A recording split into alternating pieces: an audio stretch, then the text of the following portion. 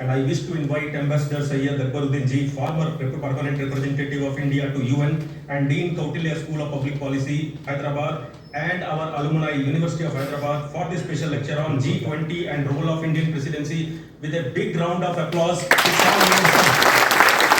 SCO, which we are also going to chair this year. By the way, what is SCO? Very good. Model that you can anywhere in the world. For the University of Hyderabad, we have a prominent alumni today on this occasion. I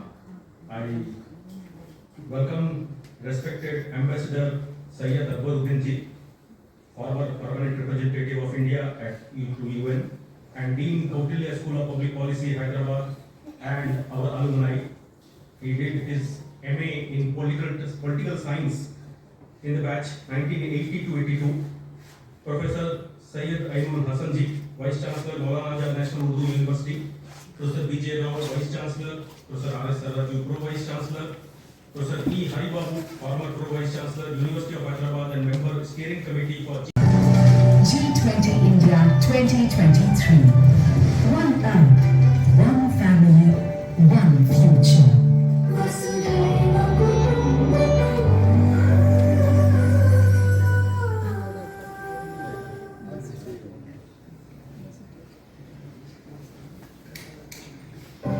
India, home to.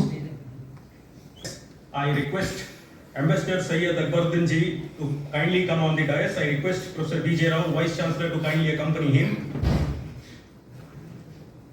I request Professor Syed Ainul Hassan ji to come on the dais. I request Professor Sarraju ji to accompany him. I invite Professor E. Haribabu, former Pro Vice Chancellor and member Steering Committee, to come on the dais. Sri Syed Ali ji, Consultant RIS, to come on the dais.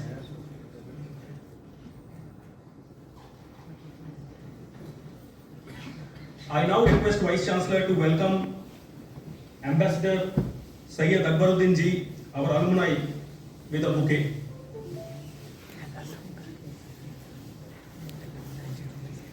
जान के focus कर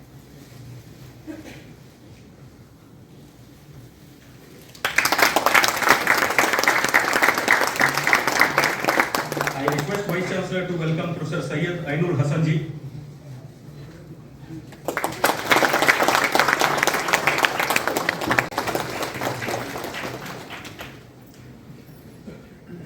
Thank you and good afternoon to all of you. I want to specially welcome our very distinguished alumnus, Syed Akbaruddin ji. And I also want to welcome my very, very good friend Ainul Hassan Sahab. Me, and probably one of the most aspirational countries in the world today.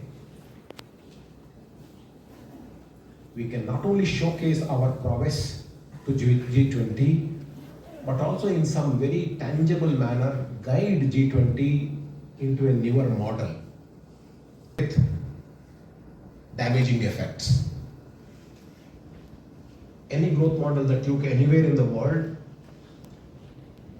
every growth model has this enormous capability of giving rise to environmental impact. I think this is the right time for India to come in. Friends, without wasting any time, I move on to the special lecture that we have organized today.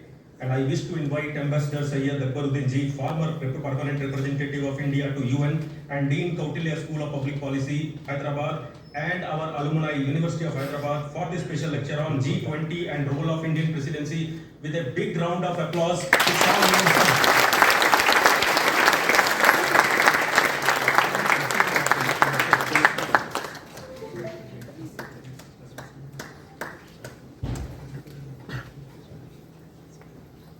Vice Chancellors, one registrar and one from the RIS. And I am in a way tired and retired diplomat. So the IQ level there is very high. I am, if I may say so, somebody who can't match their abilities to articulate different aspects of India. But since I've been requested by RS to engage with all of you, I thought let me try and connect in a different way. And that way is that, it's very difficult for me who came to this place, I think 40 years ago, to now connect with all of you, because this is like my Rip Van Winkle moment. I'm certain all of you know about Winkle when he slept and got up and suddenly he sees the world has changed. And that's what I see among all of you. I was like many of you a student here. I passed out in 1982. I think the last time I came here must be 83 or early 84 to collect my convocation degree certificate. And then they also gave me a medal, so that's my last remembrance of this place. After that I didn't come. And so if you see what has changed between then and now, at that time tweeting was what birds used to do. Today all of you are tweeting.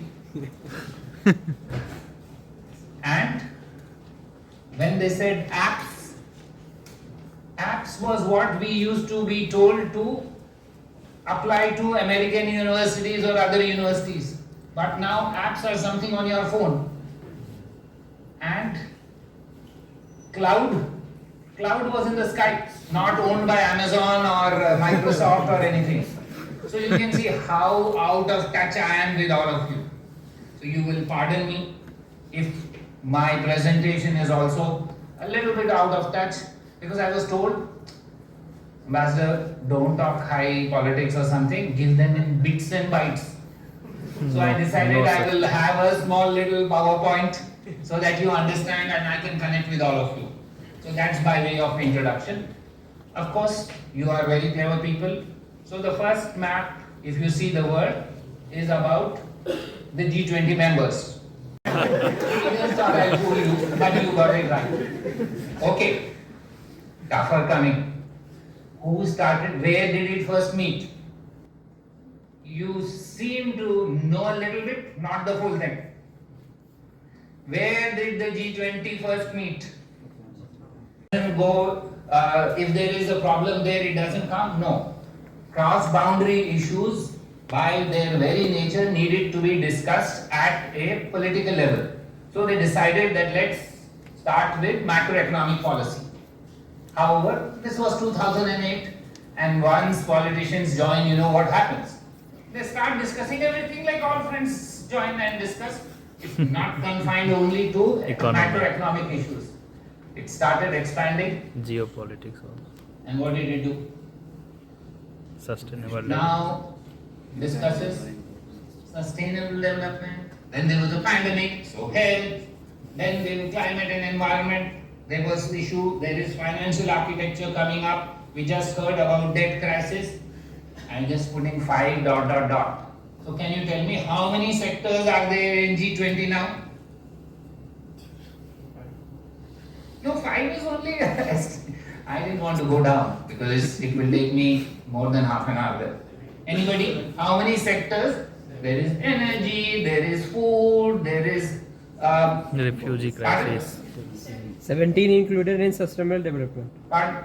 17 are included in sustainable development. No, I'm saying total. 17 is, you are saying SDGs. Yeah. That is sustainable development goals, we leave that. I'm saying the sectors: health, food, water, electricity, energy, renewable energy. There are some fertilizers. There are 40. Disaster. So remember, the agenda has expanded from 1 to 40. That's what bureaucrats and diplomats do. We keep expanding the agenda because the world is more complex than we thought it was. Economy doesn't mean only economic issues. It means other transdisciplinary issues. So it's now expanded to 40. Now tell me, what are the achievements of this group of 20 meeting? From 1990 till 2020, consistently 80% of the global domestic product is from the G20. So So we all think that the G7 is the most powerful economic group. Look how that group's abilities are coming down in economic terms. So in one word, now you know why they want G20. The G7 realized that it cannot manage itself. It's going down in economic terms. There are global outputs coming from Asia which are better off. So they have gone from about 60% to about 40% Now again, unlike the UN or the SCO, which we are also going to chair this year. By the way, what is SCO? Very good. Shanghai Cooperation Organization is also, we are chairing it, but there is no other entity of this size which does not have a secretariat. So, if you don't have a secretariat, just imagine if this university was without the registrar and his office. Somebody has to do that. A lot of work is there that somebody has to do that. India does all that work for the G20 this year. That's why it's a big deal. So it acts as a think tank for the G20. It sets the agenda for the G20. It will push issues. It will build consensus. It is everything for that 1 year. Now, if somebody had told me that there is a smartphone, I would have laughed at him and said, get lost, go to the cuckoo's nest. But we have seen these changes, and you are going to be watching multiple changes which are much, much more than all this. So growth is for us key. Digital transformation, you know about digital public infrastructure that we are building, etc., which is, so the point is, let us not forget our origins. We have people here, India is a rich country with large number of poor people, and we need to be understanding of others' needs too.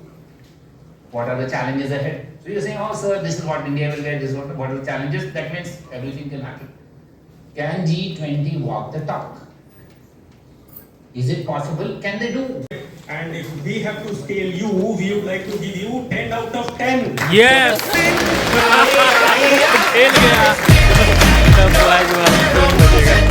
are proud that you are alumni of University of Hyderabad, sir. Moving ahead, I now invite Professor Syed Hassanji, Vice Chancellor Maulana Azad National Urdu University, for his special remarks on G20 and role of Indian presidency.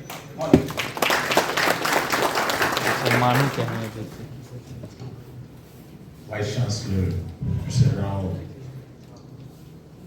Akbaruddin Sahab, Vice Chancellor Sahab, colleagues, students, friends, loss of gains. When you lose something, it's very difficult to regain it. And then finally, rash action. Don't believe in rash action. Immediately reacting without thinking, without judging is bad for everyone's health. At engaging the youth in G20 activities, even the school students are also getting involved into the special G20 sessions at various schools. For India, the G20 presidency also marks the beginning of Amrit Kal, the 25-year period beginning from 75th anniversary of its independence on 15th August 2022, leaded by a human-centric approach at its core. Moving ahead, we now have a question-answer session, and I request Sri Syed Aliji to moderate that. Friends, I am sure many of you may be having many questions. We will be able to take few of them. I request Sri Syed Aliji to moderate this, and those who want to ask questions can raise their hands. The world that we face today is a fragmented one, it's a divided one. But this is not the first time that the world has seen this. There have been occasions where we've had difficulties. It was held in 2020, he went there. When it was held in 2018, he helped there. Similar with President Putin. So they gain something. And what that something is, this distinction between bilateral and multilateral is an academic discussion. It's in real life.